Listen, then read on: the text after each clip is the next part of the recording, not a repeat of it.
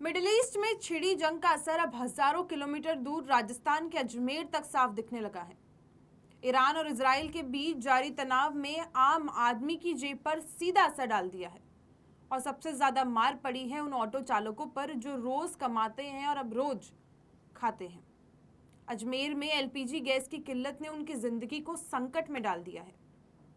जिस गैस पर उनकी रोजी रोटी टिकी है वही अब करीब 25 रुपए महंगी हो गई है और समय पर मिल भी नहीं रही है।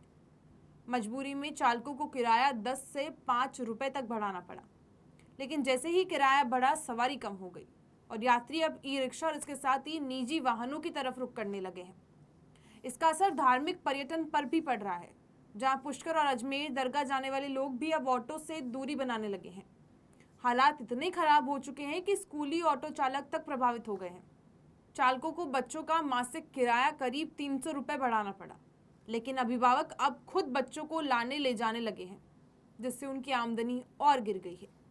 स्थिति ये है कि ऑटो चालकों की बैंक किस्त तक नहीं भर पा रहे हैं और कुछ ने तो अपने ऑटो खड़े कर दिए हैं और दूसरे रोजगार की तलाश में भटकने को मजबूर हैं। अब सवाल यही है, क्या मिडिल ईस्ट की इस जंग की कीमत अजमेर का आम आदमी चुकाएगा या फिर इस संकट का कोई और ठोस समाधान निकलेगा?